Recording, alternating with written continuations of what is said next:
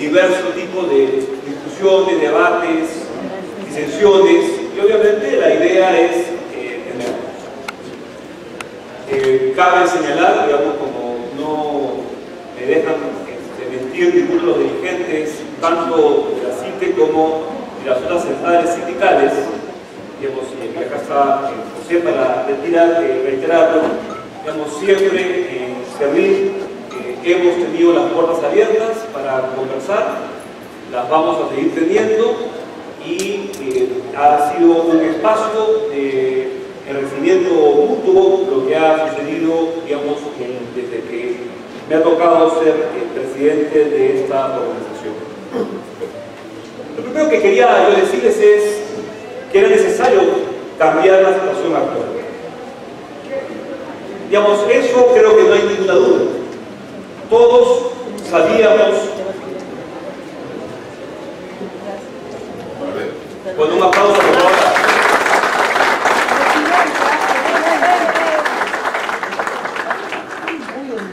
Era necesario cambiar la situación actual. Y eso creo que es compartido por todos.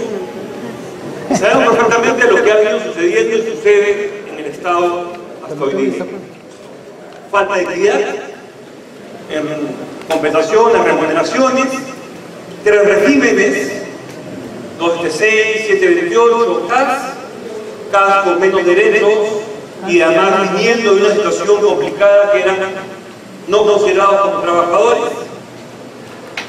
Trabajadores 276, que ustedes saben perfectamente, los que están en ese régimen, que han tenido muchos años en los cuales se ha dicho de ustedes bastantes cosas negativas, sin tener una razón valedera para eso, porque además tampoco fueron pocos para efectos de decirle, digamos, capacítate, te doy capacitación, progresa, crece, etcétera, etcétera. Una situación en la cual teníamos cosas muy complicadas, como que 2 personas que tenían, digamos, diferentes regímenes, tenían además una situación, si es que hubiera cometido una falta distinta, y podemos hablar de 1000 cosas más. 400 conceptos remunerativos, de los cuales muchos de ellos no eran remunerativos, que la propia ANMER me decía que no era remunerativa, ni pensionable, una compensación por tiempo de servicios que en el caso de los casos no existía, que en el caso de 276 saben ustedes que es mínima, sobre todo por los compañeros que se han ido, restricciones en muchas cosas. Entonces había 2 opciones frente a eso, por lo menos eso es lo que nosotros creíamos. O no, seguíamos en lo mismo, haciendo pequeñas modificaciones, pequeñas cositas, y seguíamos viviendo tal como hemos vivido durante los últimos 25 años. O tratábamos de hacer un cambio importante que tienda a una reforma del Estado y se trate de hacer una mejora. Había esas 2 opciones, o por lo menos esa es la que nosotros creíamos. Cada institución y cada persona tiene que tomar ciertas decisiones que son técnicas, pero también políticas. Y eso significaba, en algún momento determinado, aprobar la iniciativa o apoyar la iniciativa y tratar de mejorarla, o significaba también oponerse a la misma. Y que creo que cada institución, llámese sindicato, entidad pública, porque digamos, como ustedes saben, varias entidades públicas han estado y están en contra también de la norma. Entonces había esta situación de decisión. Y obviamente cada una de las decisiones está dentro de oportunidades y tiempos políticos. Algo parecido sucedió quienes, digamos, ya pintamos canas con el decreto del 276, donde también hubo en ese momento, en los años 80, resistencia a la implementación del 276. Digamos, felizmente que tenemos archivos, digamos, en el Congreso y en la Biblioteca Nacional, donde nos cuentan, digamos, qué es lo que ha pasado. Y esto digamos, de alguna manera nos lleva a repensar la historia de lo que hemos estado viviendo en materia de esta situación.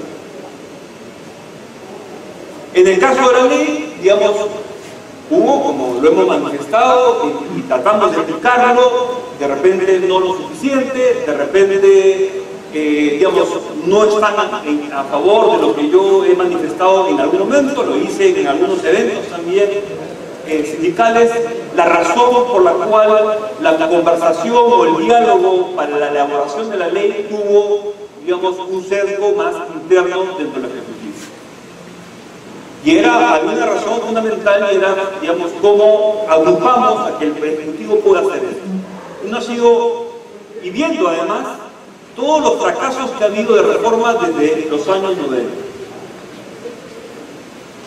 En el Código 6, perdón, en el reglamento, digamos, en lo que sea en el reglamento, digamos, también, por lo menos en el caso de servir con las dos republicaciones que quisimos conversar, ustedes decidieron, como fue comunicado muy cordialmente, porque así son las relaciones, que pensaban no participar porque había temas de la ley en la cual consideraban que todavía no se han resuelto. Y nosotros somos totalmente respetuosos de las decisiones que ustedes toman. Y por lo tanto, no se discutió sobre ese tema. Y, digamos, hicimos esta prepublicación, salió la prepublicación, hubo 400 más o menos comentarios, hemos modificado algunas cosas, arreglado otras, y luego de eso entró al Consejo de Ministros, el Consejo de Ministros fue aprobado y luego publicado en la fecha que ustedes saben. Entonces, digamos, en esto, creo yo, cada uno de nosotros, reitero, adopta, y cada una de las instituciones adopta las decisiones en función de sus posibilidades, en función de lo que puede efectivamente hacer o lo que quiere hacer. Y obviamente esto mismo se va a aplicar en la aplicación de la norma. Y podrá nuevamente la disyuntiva entrar. O entramos a discutir la norma, a discutir la aplicación, o entramos a apoyarla para mejorarla. Y finalmente lo que se quiere con esta norma, creo que no disentimos en eso, es cómo mejoramos a la atención de los ciudadanos. Por lo menos eso es lo que nosotros queremos. Queremos en todos nuestros sectores hacer una adecuada atención a cada uno de los ciudadanos, sin lugar a dudas. Queremos algunas importantes mejoras para los servidores, sí, también queremos. Queremos, de alguna manera, que dejemos de lado toda esta historia relatada muy brevemente de lo que ha sucedido en el sector público, donde el Estado no ha sido, en su mayoría, un buen empleador, si queremos dejarla de lado. Pero dependerá de muchas cosas, de ustedes y de nosotros, y de cada decisión que tomemos, si es que esto sucede o no sucede. ¿Salió una oportunidad? ¿Está una oportunidad? Dependerá de ustedes y de nosotros, y que esto se vaya a implementar, no se va a implementar. ¿Que existe algún riesgo que la norma no funcione? Sí. Pero va a depender, digamos, de quienes se comprometan efectivamente a hacerlo, a mejorarla, o lo que signifique, digamos, una adecuada implementación. Vamos a plantear, y yo quisiera conversar con ustedes. No voy a entrar a ver el tema de los beneficios, ustedes ya los habrán visto, ya lo hemos repetido en diversas cosas, sino entrar principalmente a aquellos temas cuestionados. No vamos a ver todo, porque es bastante largo. Me imagino que algunos de ustedes ya habrán leído los 300 artículos que tiene uno, los 200 de otro, y etc. Entonces, vamos a entrar a algunos de ustedes. En principio, tener en cuenta que el cuestionamiento, digamos, no ha sido propiamente a la ley y al reglamento, sino al proceso, ¿no? A lo que acabo de mencionar sobre el tema del diálogo. Y no ha sido después, posteriormente, un cuestionamiento, digamos, a toda la ley, sino a algunas partes de la ley.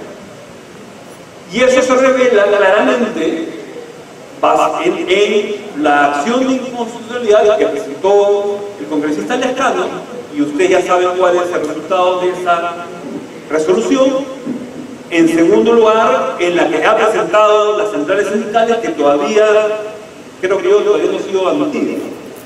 Está en trámite para ser admitida y que se discutirá, digamos, me imagino yo, a finales de año. No sabemos cuál es el nuevo, la manera de trabajar del tribunal nuevo, digamos, de la nueva composición del tribunal. Y están los proyectos de leyes que se han presentado, digamos, en el caso de los auspiciados por las propias centrales sindicales públicos, a través de también el congresista Lescano, ¿no? La última que presentó. Entonces, yo diría, y voy a tratar algunos temas específicos, ¿no? Digamos, no está en juego, digamos, la propia ley, sino está en juego algunos artículos. Ustedes han visto que el Tribunal Constitucional ha declarado simplemente inconstitucional una participación. Dos palabras, o judicial. O judicial, es lo único que en este momento, en la acción interpuesta por los congresistas, fue declarado como inconstitucional. Sin embargo, varias cosas fueron declaradas por ambos votos como compatibles con la Constitución, vinculadas a la evaluación, vinculadas a la supresión de puestos, etc. Pero me gustaría tratar algunas de ellas. El primer tema, y yo entiendo qué es lo que pasó, fue el asunto de la evaluación por desempeño. Y se dijo, la evaluación por desempeño son los despidos de los años 90. Yo cuando hice una asesoría hace algunos años, el 2002 para ser concreto, el 2001, 2002, a dos ministerios para ver y hacer la evaluación que había pasado, digamos, con las evaluaciones que se habían dado. Y bueno, muchos de ustedes vivieron qué fue lo que pasó. Y que fueron exámenes que se tomaron sobre cosas totalmente distintas a las que uno sigue. Y además, encontramos varios casos en los cuales la persona que está preguntando cosas que no tenían nada que ver con su trabajo, aprobó. Y le tomamos un segundo más difícil, preguntándole cosas que no tenían nada que ver con su labor. Bueno, eso además se sustentaba en una norma que tenía 3 artículos. Primer artículo, se pueden hacer las evaluaciones.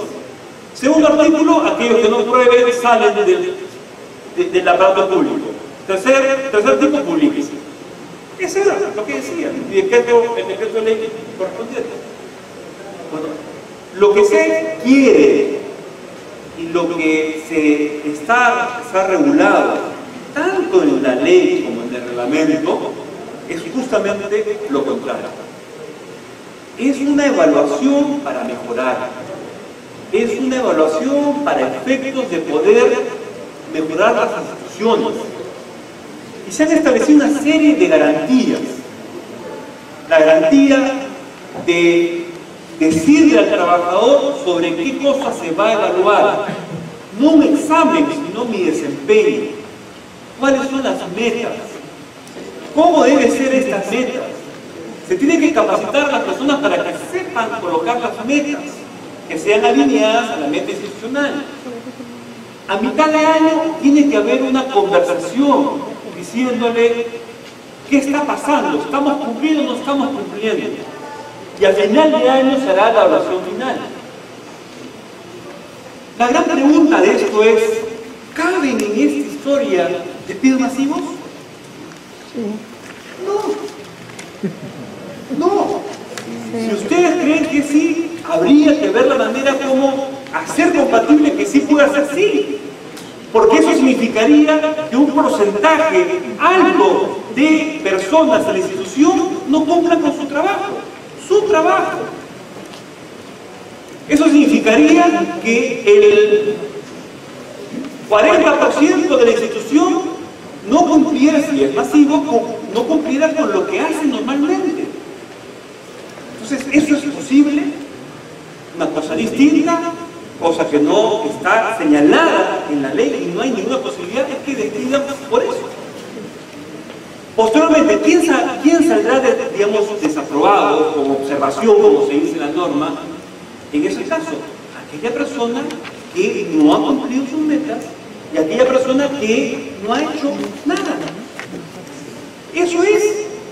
Porque además, si una persona, si varias personas de una institución, el 40% no han cumplido sus metas, quien sale frito en el tema es el jefe. Porque ustedes se imaginan una institución con el 40% de no cumplimiento de las metas, digamos, quien tiene que irse es el jefe. Porque si colocó muy altas las metas y no cumplieron, tiene que irse el jefe al primer año, porque no está cumpliendo las metas. Entonces, la evaluación por desempeño está pensado en otra cosa distinta, y es cómo mejoramos, cómo hacemos que eso que no está funcionando, funcione. Pero aún así, aquella persona que sale como observación del primer año, el segundo año tiene que tener una capacitación, se dice, obligatoriamente una capacitación. Y luego se hará una segunda evaluación. Si en esa segunda evaluación tendrá nuevamente una observación, sí tiene que salir. Pero no puede barrer. Después vemos las preguntas. Esa persona que en 2 años consecutivos o, digamos, no consecutivos, no ha cumplido sus metas, no ha hecho nada, quiere decir que tiene que seguir la administración. Tiene que seguir la administración. Ustedes estarían dispuestos a eso. Nosotros creemos que no. Además, existe la posibilidad en esos casos de apelar y que un grupo, digamos, un comité pueda verificar si las cosas están bien hechas. En ese grupo tiene un trabajador, un servidor, puede estar en ese grupo, que ha sido elegido por los mismos personas de su categoría, donde van a ver si la evaluación se ha hecho bien o se ha hecho mal. Es más, esa persona, digamos, en el segundo año que se le dijera no has cumplido 1, 2 años, puede apelar al Tribunal de Servicio Civil. Entonces, digamos, hay garantías para evitar lo que no queremos. O, sí, por supuesto, que hay la voluntad principal de mejorar, por supuesto. Entonces, la evaluación es eso. La evaluación por desempeño es eso. Y no es un tema de preguntas, a ver, saca la raíz cuadrada de 350.000. No es eso. Sino es tus metas, como tal tipo de trabajo tienes que realizar. Les pongo un ejemplo. Mi chofer, yo tengo un chofer en la institución privada. ¿Cuáles son sus metas durante el año?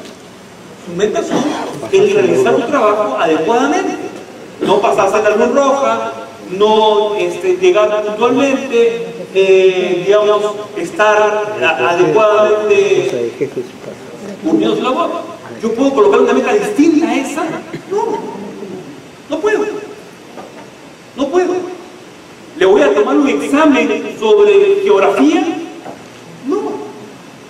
Entonces, obviamente, hay un tema que tenemos que controlar. ¿Y esto qué va a significar? ¿Qué puede significar? Puede significar la mejora de la situación. Porque si comenzamos a preocuparnos en mejorar y que cada persona logre mejorar, hacer su trabajo mejor, eso redunda necesariamente en beneficio de las diferentes ciudadanos y diferentes poblaciones, sobre todo en aquellos que están en una situación peor. Segundo tema, que viene junto, el tema de la supresión de puestos y la extinción de la entidad, que son causales de cese. Y son causales establecidas en la misma. En este caso, ¿hay algunas garantías que se establecen para que no haya abusos? Sí. ¿Cuáles son esas garantías? 2 entidades técnicas tienen que pronunciarse sobre el asunto. 6 meses antes se le dice a la persona, 6 meses antes. Si no logra ubicarse, porque en este caso es básicamente a través del concurso, eso va a significar que posteriormente, 2 años después, va a poder seguir concursando en las diferentes entidades. La idea acá, además, es que no ver mi institución y yo me quedo en mi institución, sino ver digamos, todas las instituciones públicas como posibles sitios donde yo puedo ir. Y eso nos parece sumamente fuerte. Entonces, ¿hay garantías? Sí, hay garantías. ¿Se establecen ciertos beneficios adicionales? Sí, se establecen ciertos beneficios adicionales. Y la idea es poder establecer algunas cosas adicionales. Sí, sí es necesario. Ahora, que inmediatamente se pueda hacer esto para todos, no. Además, claramente, esto es aplicable al nuevo servicio civil, no a los que ya tienen su propio. En tercer lugar, la negociación colectiva de remuneraciones, el tema más discutido. En esto, digamos, lo importante es, yo estoy acá como representante del Poder Ejecutivo y obviamente lo que se discutió en el Poder Ejecutivo se discutió en el Poder Ejecutivo. Y no es ningún tipo de apreciación, digamos, mía, personal, sino es del Ejecutivo cuando hemos discutido ese tema. Y ese tema era lo siguiente, el punto de partida era qué es lo que está pasando en el país con el tema de negociación y el tema de remuneraciones en términos generales. ¿Hay negociación colectiva real? ¿Ha habido negociación colectiva real en los últimos años? Hemos aumentado, por ejemplo, pensando en las municipalidades, sumas catastróficas o muy grandes y reales e importantes.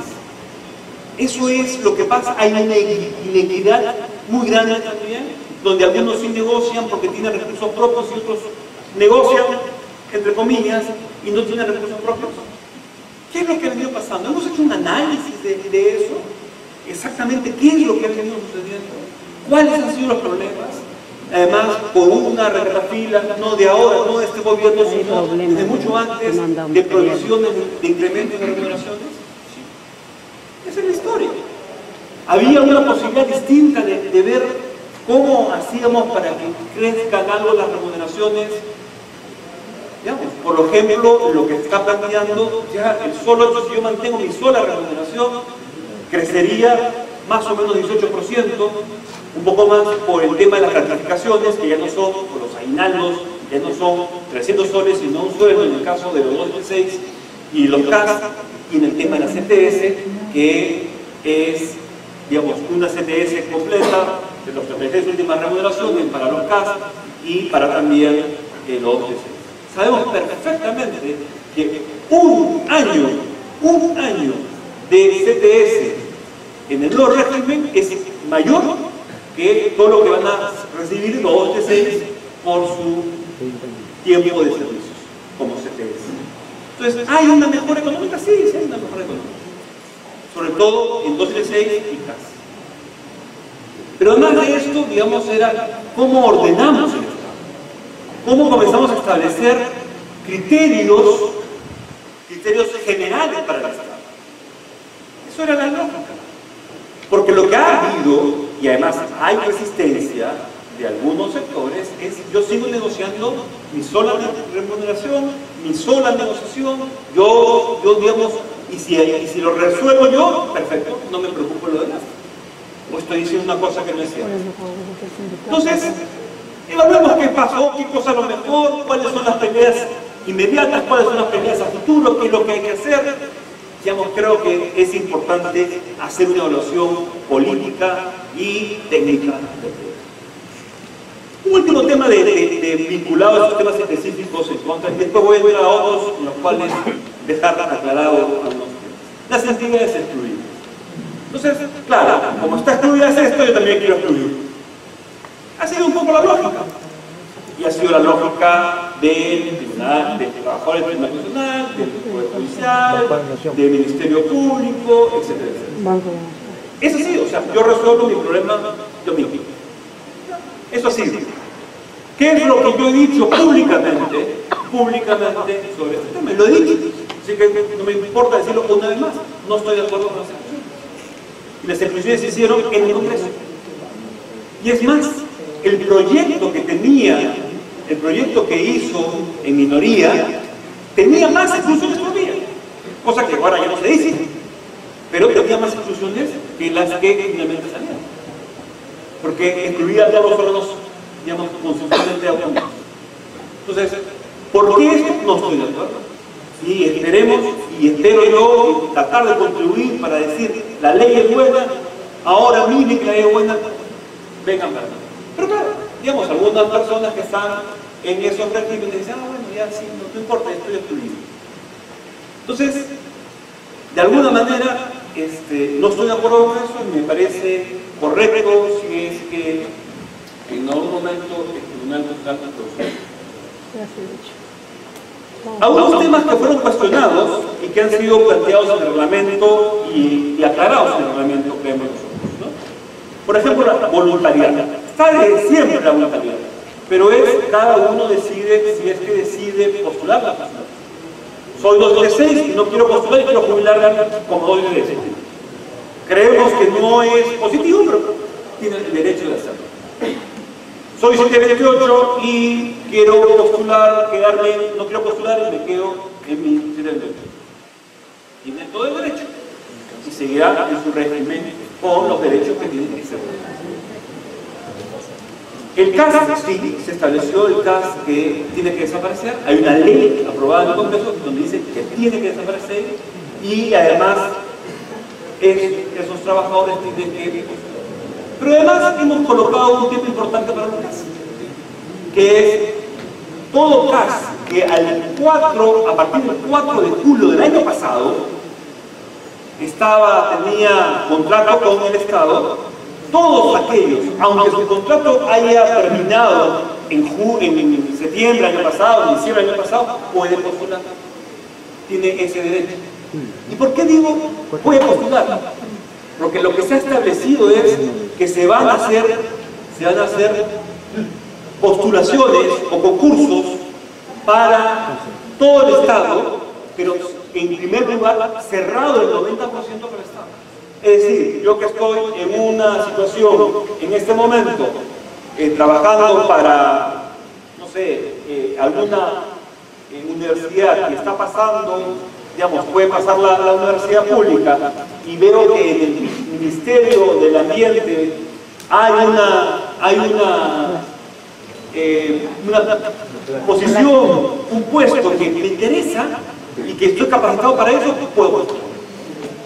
Entonces, en eso creemos que es un tema importante. Pero igual la voluntariedad está ahí. Luego se ha regulado algunos aspectos sindicales y de huelga, reiterando un poco lo que se establece y simplificando en otros lo que ya establece la legislación del sector privado. Y además se ha creado una cosa que sí es nueva en el Estado peruano y nueva, digamos, en el mundo laboral peruano, que se crea una comisión para que esa comisión se encargue de 3 temas. Una comisión que, si bien está, digamos, dentro de servir, la conforman personas que no son servidores públicos y que tienen alguna experiencia y reconocimiento, digamos, fuera. Por ejemplo, y son estos 3 temas. La primera tiene que ver con la designación del presidente en tribunales arbitrales. Ahora lo decide el Ministerio de Trabajo, luego lo decidirá esta comisión. Sobre la base de, digamos, los listados que existen, pero lo decidirá ahí, autónomamente, sin intervención de ningún aparato público. 2, para declarar la ilegalidad de huelga o improcedencia. Ya no es el propio ministerio quien lo hace, sino lo hace esta comisión. Y 3, para determinar los servicios mínimos de los servicios esenciales, que en este momento, digamos, de alguna manera no se está haciendo por incumplimiento de las entidades y por incumplimiento de los donde los servicios mínimos no están definidos. ¿Por qué? Porque esos son servicios que importan principalmente a los ciudadanos. Entonces, creemos que en esto o se está repitiendo algunas cosas o se está estableciendo algunos avances. Y como yo le decía, cosa importante es algunas cosas que están colocando. El concurso cerrado a nivel del Estado, de que yo voy a poder mirar no cómo crezco en mi institución, sino cómo crezco a todo nivel del Estado. Cómo puedo hacer para efectos de postular a otros lados. En segundo lugar, tenemos todo el tema de capacitación. Hay toda una regulación sobre capacitación, porque sabemos perfectamente qué es lo que ha venido sucediendo con la capacitación. Mal empleada, se ha contratado a personas que no deberían contratarse, se ha capacitado, digamos, reiteradamente a ciertas personas y no pensado en todo el mundo. Entonces, hay varias cosas ahí que la idea es cómo planificamos la capacitación para que ésta luego tenga repercusión. Y hemos empezado eso de alguna manera con lo que es el TDP y algunas instituciones a nivel nacional han comenzado a mejorar sus TDP. No exento el problema, sin ninguna duda, pero tenemos que ir hacia eso. Entonces, y para dejar más tiempo a lo que podría ser ya las preguntas. Hay un tema, digamos, difícil de entender con el tema de compensaciones. Poco a poco, digamos, el Ministerio de Economía, que es quien ha hecho el decreto de compensaciones, tendrá que ir explicando qué es lo que pasa. En algunos casos es más claro que en otros. Pero ahí el principio era tener tres remuneraciones, o tres tipos de remuneraciones. Por un lado, lo que es la que llamamos nosotros la principal, que tiene que ver con la nueva agrupación que hay en el Estado, que es en función de familia, en función de especialidades. Y eso tiene un monto determinado. Luego lo que es la ajustada, en función de responsabilidades. No todo trabajo que pareciera es igual. Hay responsabilidades que son mayores para determinadas personas. Y la tercera, que es la priorizada, que no la reciben todos. Que no la van a recibir algunos nada más. ¿Quiénes? Aquellos que están en una situación de trabajo más complicada. Sobre todo, no es lo mismo trabajar en Lima que trabajar a 4.000 metros sobre el nivel del mar. No es lo mismo trabajar en una ciudad que trabajar en un poblado que de repente no tiene luz ni agua. No es lo mismo. Por eso las personas que trabajan en estos sitios, en situaciones un poco más complicadas, tienen que tener una retribución adicional. Ese es, por lo menos, lo que está establecido. Entonces, desde servir, lo que hemos querido hacer con estas normas es cómo comenzamos a modernizarnos, cómo mejoramos la situación de los servidores. Obviamente no vamos a pasar, digamos, de la situación en la cual estamos a una situación boyante. No es posible. No es posible ni presupuestalmente, y no es posible porque todavía tenemos una cultura equivocadísima con respecto al trabajo en el país. Digamos, y ya hemos señalado algunos de los ejemplos que es lo que ha pasado y los prejuicios que existen en muchos jefes y los prejuicios que hay con respecto a determinados regímenes. Apaga su celular. Dice el tiempo. Es un celular de alguien. Un celular de Luego, del primero. Entonces, Están llamando. tenemos que pensar, eso es lo que creemos nosotros, que nuestra misión principal es atender y servir a los ciudadanos. Esa es nuestra misión principal. Y por lo tanto, digamos, ese es parte de el gran motivo que tenemos nosotros.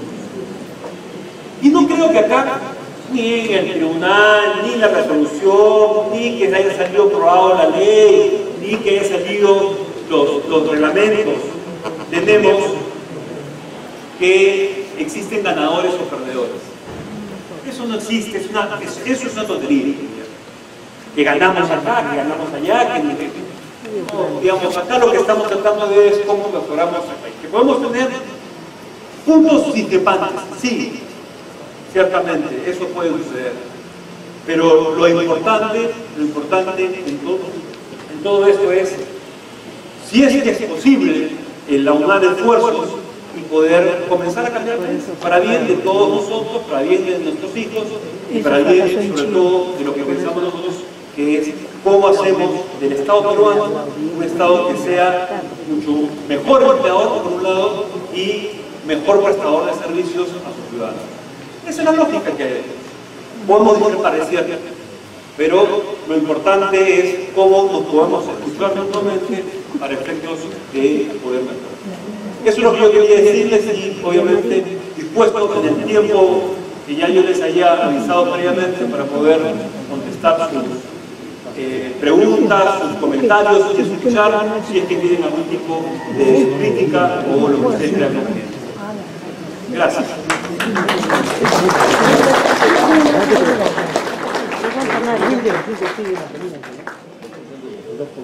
Estimado compañero, un poco el 2% sigue manteniéndose de la ley Servir. Intervengamos más o menos por regiones, no de manera repetitiva. Por el norte del país, por el oriente, por el sur, Lima, Callao. Sí, salió que el 2%. Cuidando de que no seamos los ya, escúchame. Ya, pues, por eso efectivamente ya no está la región.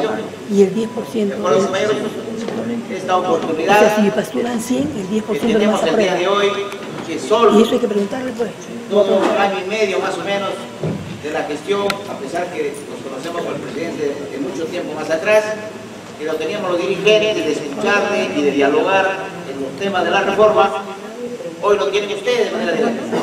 Por eso que quisiéramos propiciar que ustedes, compañeros de las regiones, y toda la gestión que hicimos juntos, hoy día plantee sus interrogantes, las pudiera ojalá absorber el presidente, y esos son los mensajes que llevaremos también a nuestras bases, porque la CITE creemos, compañeros, que se caracteriza en los últimos tiempos por una metodología sindical. Hemos dicho, somos bastante consecuentes con la propuesta, y a partir de esa propuesta, cuando no se nos escucha, vamos a la protesta, y eso el presidente lo conoce. Por eso es que siempre hemos sido, yo ratifico, bien recibidos en su despacho, en una permeabilidad, diálogo democrático, siempre nos saludamos. Entonces, conservemos, compañeros, entonces esa actitud de saber de manera adecuada plantear nuestros interrogantes para nuestro esclarecimiento y que vamos a tener incluso en el propio debate. Bien. Lambayeque, Cusco, Tumbes, Loreto, por regiones Piura, Callao. Callao, no sé. No, Fenuxa. Estamos hablando por territorio. Primero, de regiones, todavía no por sectores, por regiones. Lima. Acá. La Libertad. No, estamos acá en el Congreso de la CITE. No vamos a poder. Junín. Para el sábado, Bien, empezamos.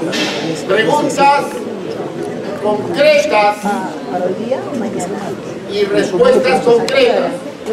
Lambayeque. Ya se va Mario, voy a ver. Compañeros, buenas tardes. Al señor presidente del Servir, una pregunta concreta. Si somos servidores públicos que pertenecemos al decreto supremo 276-728, si dentro de la ley del Servir y su reglamento estamos todos los que pertenecemos a esa ley o están excluyendo algunos servidores de algunas instituciones del Estado. Y mi segunda pregunta es si los servidores obreros del régimen 728, ¿cómo es el método de la evaluación? Viene la respuesta.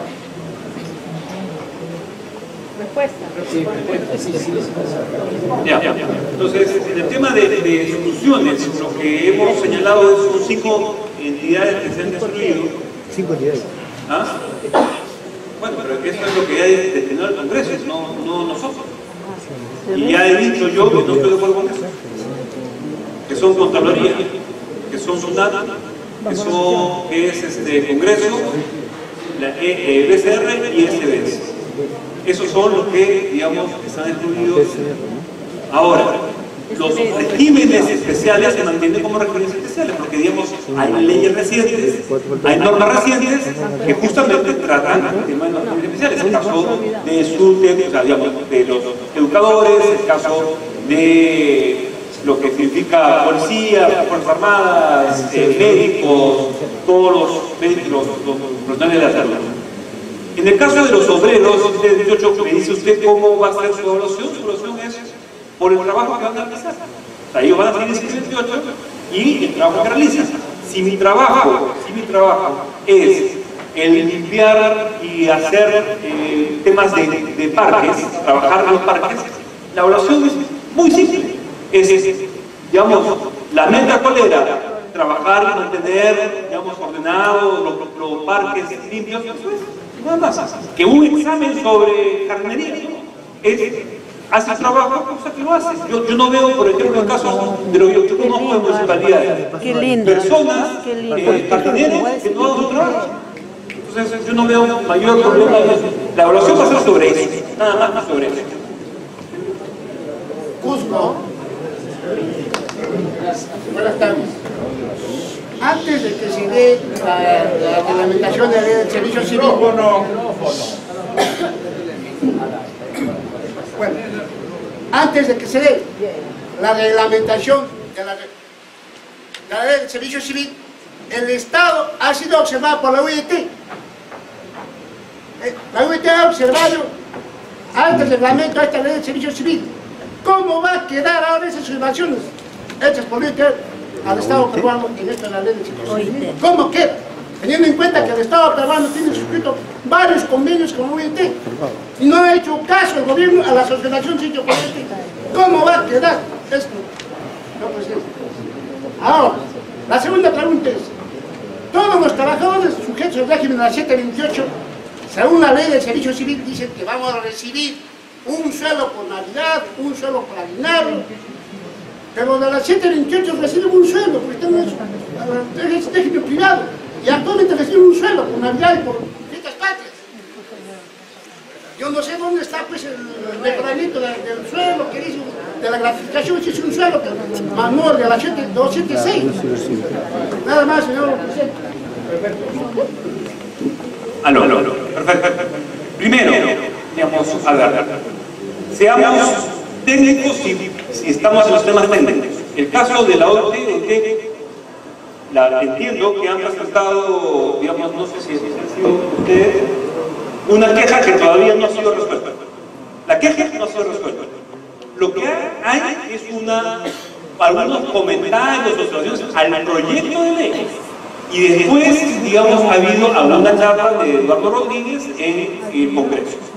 Ahora, pongan ustedes a pensar todas las quejas. Por ejemplo, una de las cosas que señalan es que el proyecto de ley no deja que los trabajadores de confianza se sindicalicen. Cuando la Constitución peruana dice eso. Entonces, creo que hay que ver un poquito el camino. Y si es el tema de negociación colectiva, digamos, cuando venga la queja, veremos qué cosas hacemos. O sea, eso que hemos no respetado lo que dice usted, no, era un comentario de un funcionario en Ginebra que no conocía cuál ha sido el asunto para efecto de determinar. Entonces, creo que si vamos a entrar al tema técnico, entremos al tema técnico. La segunda cosa tiene que ver con el 728. Obviamente, lo que estamos viendo es cómo hacemos para ser equitativos. Nos estamos olvidando de eso. ¿Cuántos 728 hay en el Estado peruano? 80.000. ¿Cuántos casas hay? 250.000. ¿Cuántos 216 hay? 250.000. Entonces, ¿en cuál debemos preocuparnos un poco más? No sé, yo lo preguntaría. Nosotros, por lo menos, nos tratamos de preocupar un poco más en este momento porque están en una situación más complicada los 216 y 728. ¿Estamos llevándolo al régimen 728? Sí. Obviamente. Ahora, ¿qué va a pasar con 728? Los 728 verá en su momento, cuando se determine el CPE, el cuadro de personal de la entidad, verá la valorización de los puestos y ahí decidirá si es que postula o no postula. Y verá si hay un incremento importante, no importante, digamos, de su remuneración. Entonces, ¿qué es lo que hemos dicho al principio? Lo que estamos buscando es un tema de equidad.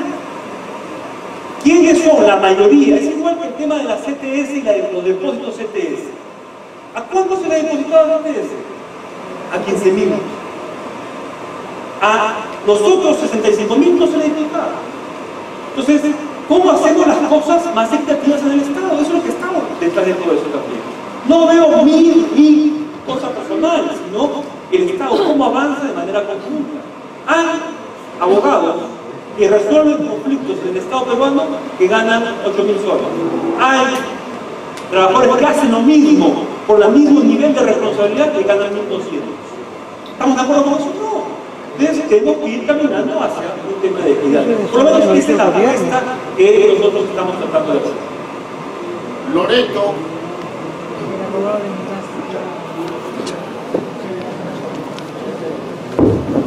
Señor presidente, compañeros todos, uno de los aspectos centrales del Estado en su política es la gestión por resultados. Y efectivamente, cuando hablamos de la ley civil, también su aspecto principal, la meritocracia.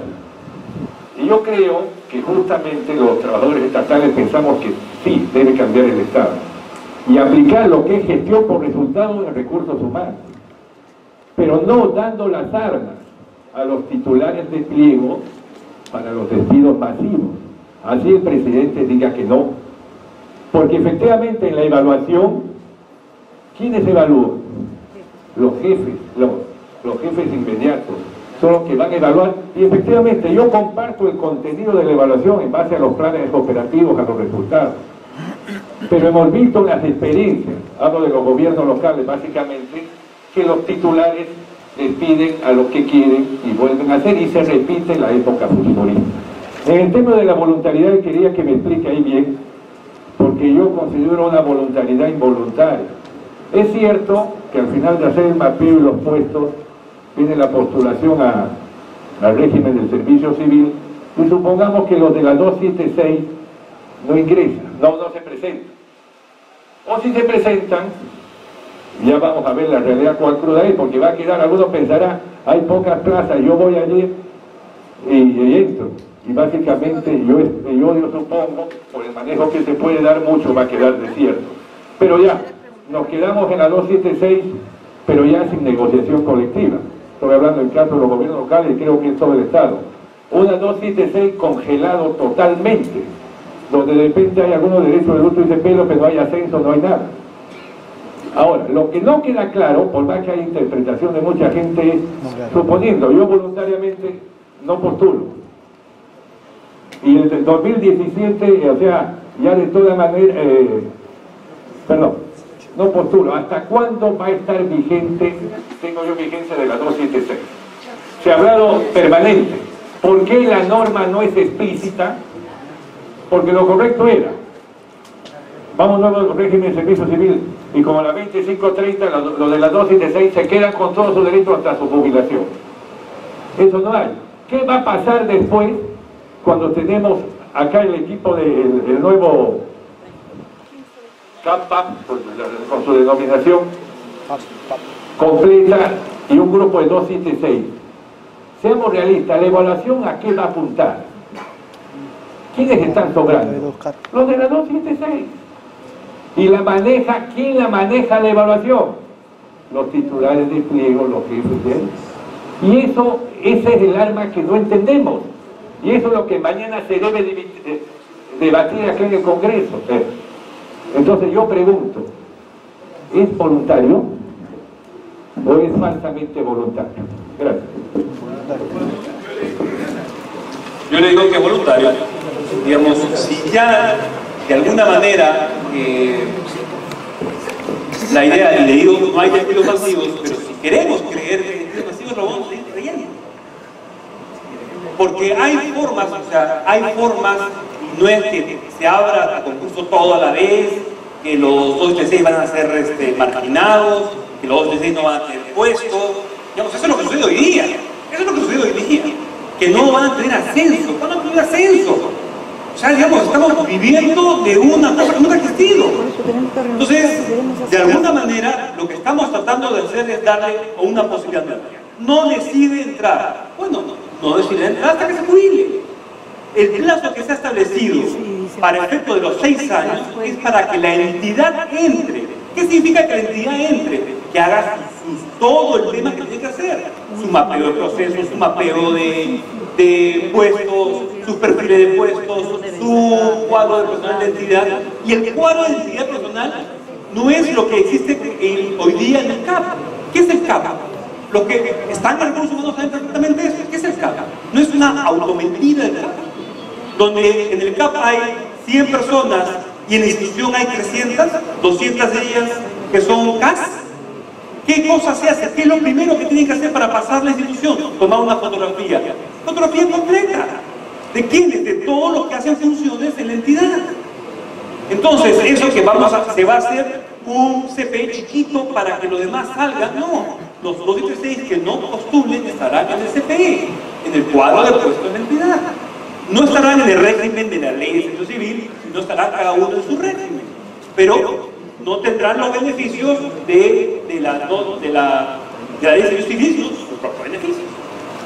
Eso es. Entonces, si queremos creer, o sea, claro, es muy fácil, si queremos creer que lo que va a haber son despidos masivos, posiblemente, pues, digamos, permitamos que existan despidos masivos. Y más bien, digamos, para nosotros, de repente ahí tenemos una discrepancia importante. Para nosotros, lo importante para nosotros, para servir, es que justamente hagamos todo lo posible para evitar que a algún jefe se le ocurra hacer un despido masivo. Esa es la idea. Entonces, de alguna manera, sí hay un tema de orientación distinto y obviamente respeto perfectamente la posición que... Tumbes.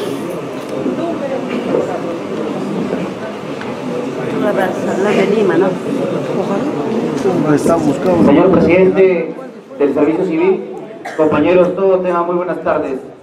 Efectivamente, en esta parte del Perú que es Tumbes, existe una enorme preocupación. La preocupación va en el sentido de la voluntariedad que representa la ley del servicio civil. De acuerdo al reglamento, en este se señala que es voluntario y 6 años a las instituciones es voluntario, pero después es obligatorio.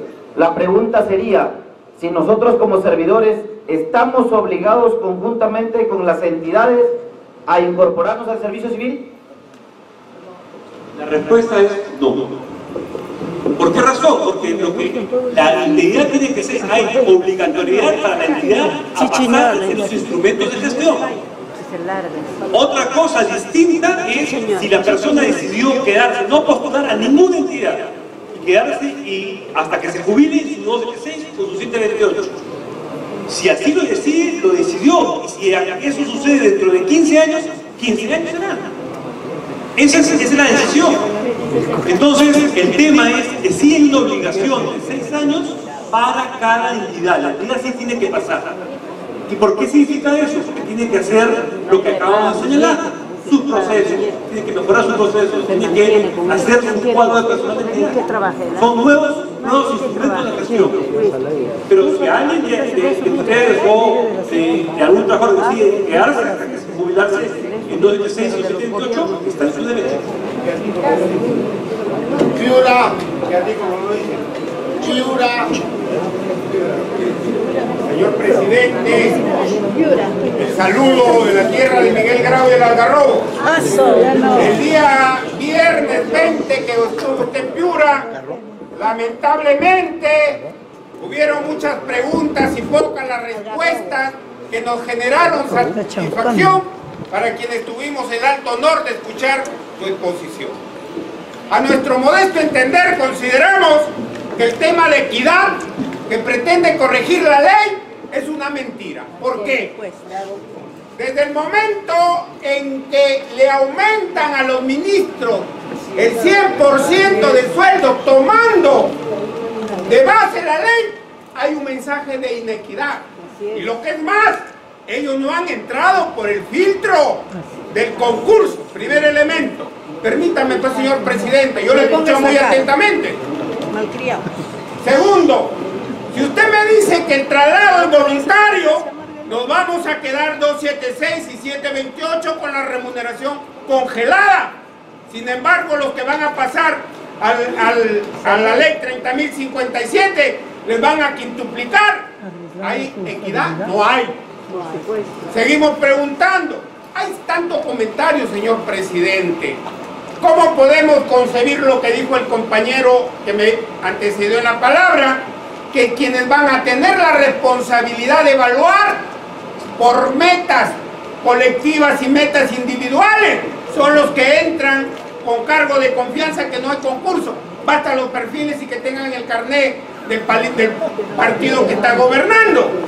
Y hay una serie de preguntas que aún se me quedan en el tintero. Mi pregunta final: ¿quién va a financiar la CTS de los trabajadores cuya entidad han logrado con lucha tenerla digna y que solamente un trabajador significa más de 100.000 soles? Muchas gracias, señor presidente. Muy bien. Bueno, no puedo contestar a última, pues no entiendo exactamente a qué casos se refiere, digamos, de 700.000 en principio, o debe estar presupuestado, o digamos, el Estado tiene que comprar, o sea, si es que eso se ha generado. Una segunda cosa, digamos, tenemos que ser, creo que un poquito lógicos en ciertas cosas, ¿no? O sea, no podemos pedir que los ministros entren por concurso. ¿Por qué? Digamos, eso, ¿Por qué? Eso no, si ustedes fueran presidente, plantearían un concurso para que entren los ministros cuando es un cargo evidentemente confianza calle,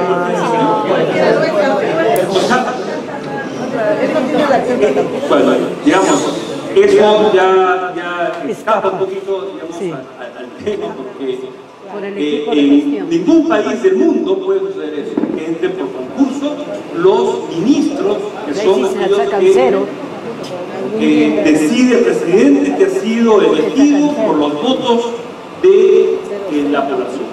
Entonces, de alguna manera, digamos, creo que no resulta, creo que claro. En segundo lugar, a mí, digamos, me hubiera preocupado que los ministros tuvieran un aumento muy pequeño, porque eso lo que me hace es tener un parangón menor.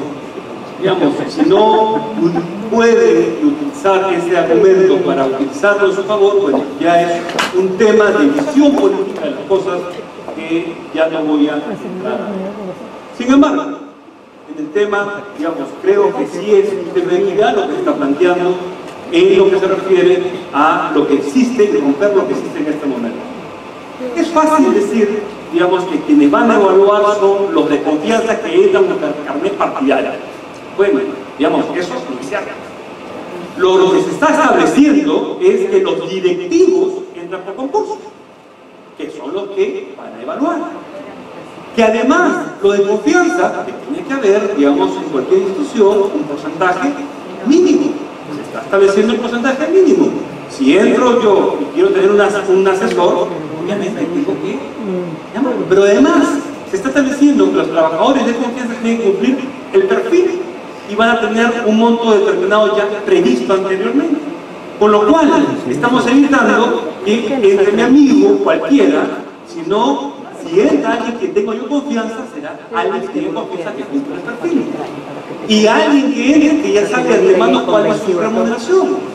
No que yo, como jefe, se lo pongo.